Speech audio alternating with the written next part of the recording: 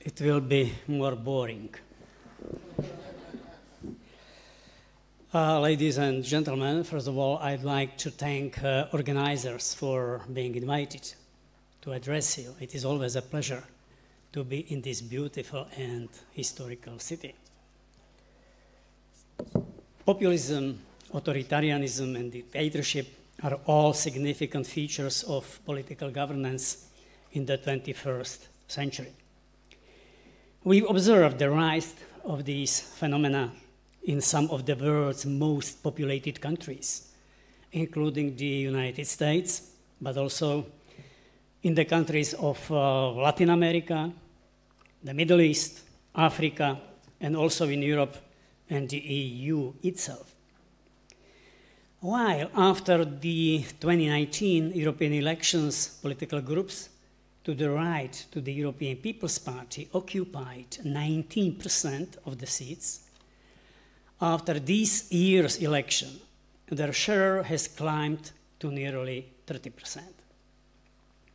We see how unpleasant the situation in France is, where President Macron has navigated himself between a rock and a hard place, sandwiched between Marine Le Pen and Jean-Luc Mélenchon. German regional elections in Thuringia and Saxony have scared not only Chancellor Scholz, but also Europe as a whole. Last but not least, populism and authoritarianism are corroding also the countries of Visegrad 4.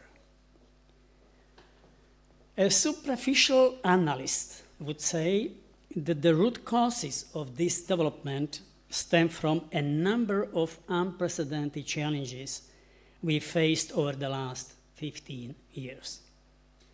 However, a deeper dive into the issue will unveil the problem is more serious, more complex, and touches upon far more than just politics.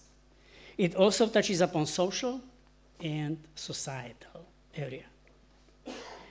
Our societies have changed over the past 25 years. A significant amount of people have become substantially richer than they were previously. These people enjoy increased prosperity. However, an equally significant or perhaps even larger amount of people have not only failed to gain wealth, but have also experienced a decline in their standard of living. Many of these people, even in the developed countries, are fearful and anxious about the financial well-being of their children and future generations.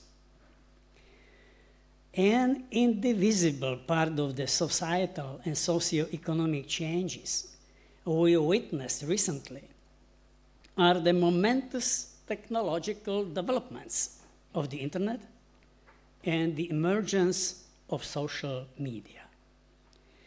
These platforms not only provide unprecedented access to information, but also make it easier for those better off to show their wealth and assets to the world. For individuals facing economic hardship or personal challenges, social media has become a new and powerful instrument to express their anger and frustration. And how have members of either of these two groups behaved? It seems to me, in the past 25 years, those who got richer also became a bit arrogant. They began to preach to those who haven't accessed that same wealth, to teach them, but also prescribe them what is appropriate or even allowed to say and what is not. Political correctness was born. Those who didn't surrender were not only unfashionable, unprogressive, but also often made to feel unacceptable, overlooked, not seldom also humiliated. Poor people, endangered and frustrated people, people losing their jobs, all got an impression there was no one in politics looking after their interests. I remember the first time I was surprised and disturbed by the Western political and media elites. It was around 2005, after the coalition of the willing had deposed Iraqi dictator Saddam Hussein in 2003. I observed with concern how quickly those elites forgot the atrocities committed by Saddam Hussein, how they forgot September 11 and the ideological, political, and material background of Islamic terrorism. They all suddenly began searching for the weapons of mass destruction, although they knew perfectly well Saddam had used these weapons against Iraq's native Kurds in the past. When these weapons were not found, Saddam was no longer deemed to be at fault. Instead, the problem was those who chose to punish all his atrocities and prevent them in the future. Bush, Blair, Aznar, some others. I have a similar feeling even in these days, when those same elites to have already forgotten about October 7, 2023, and constantly criticize Israel, knowing very well Israel's intention is to prevent Hamas from recovering and perpetrating similar or even worse atrocities again in the future. In the space of a merciless pressure from the elites, the soaring frustration of the overlooked and those being preached to inevitably grew. It grew, as did the alienation and mutual conflict between both groups of people. The widespread accessibility of social media only encouraged a widening abyss between them. The birth of alternative media and heightened activism within conservative press outlets and portals was a natural consequence of this development. The polarization of our societies and further booming of social media made it easier for demagogues, populists, and extremists to seize opportunities in the public arena. Populism is dangerous. It is dangerous because irresponsible politicians and political charlatans raise high expectations. They ignore expertise, distort facts and reality, lure people with unrealistic promises. When they come to power, they fail. They fail because they are not capable to exercise in office. The politics of overpromising and under-delivering leads to an even greater polarization of the population and ultimately to the calls for a firm hand. And that's where the authoritarian leader comes. First, he eliminates domestic opposition. Then he searches for a suitable, catchy external enemy. In our Central European and post-communist space, the best targets to serve as the catchy enemies are George Soros and bad Brussels. You can understand that in this country very well, in Slovakia as well. The major problem is that these elements, populists and autocrats, are not hitting a wall, a barrier that would be resilient enough. Former Slovak President Zuzana Čaputová gave an interview last week where she gave an interesting remark. Let's try to apprehend that we are invited to a permanent conflict by someone.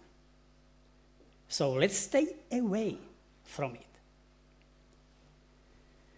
I mean, this is a basic recipe to initiate the turnaround we need, not only in Europe, but also in the United States. We need to promote an open and frank dialogue with people across the political spectrum, driven by the ability and will to listen to those who succeeded, as well as to those who are struggling. For politicians in power, there is only one recipe how to prevent or face populism: to promote the necessary reforms and to carry out the necessary changes.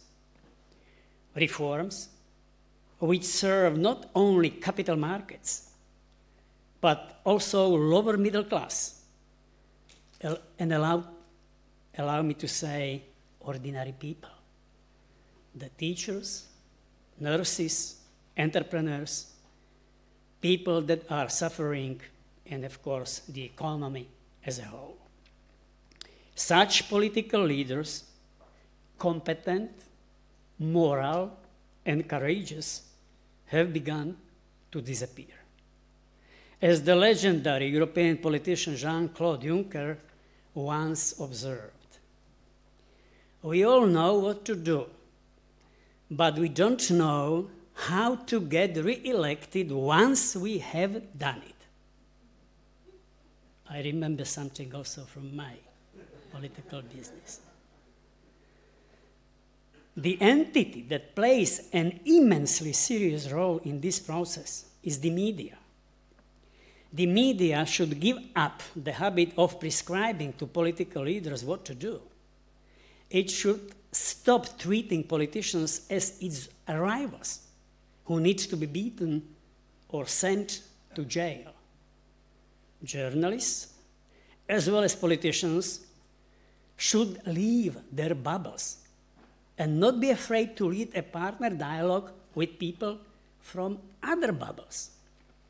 Because these days, we all belong to some bubble, to some clan.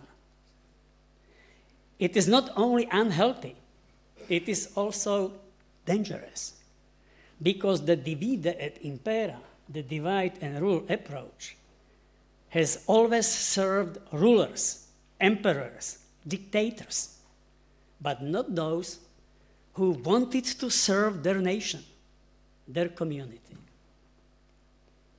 The biggest key advantage of democracy over autocracy or dictatorship is freedom. Democracy promotes freedom. Dictatorship denies it. Democracy is better and gives more perspective because it allows a different opinion. Democracy enables opposition. Hence, it gives room to an alternative. If Putin were to allow different views around him, he would not have unleashed such madness. And if he had already unleashed it, he would be capable of correction after the first failure. Putin will not accept a different opinion, and that is why he will lose. My dear friends, the imperative of all the world's democrats is to defend, maintain, and cultivate freedom in thought, expression, and action. Because freedom leads to courage. The challenges of the 21st century call not only for competent, but also for courageous, responsible, value-driven politicians and leaders. I will paraphrase Juncker, my good friend. I don't know at once or immediately how to weaken the populists and autocrats. However, I know if we stay true to freedom, in the end, we will succeed. Thanks.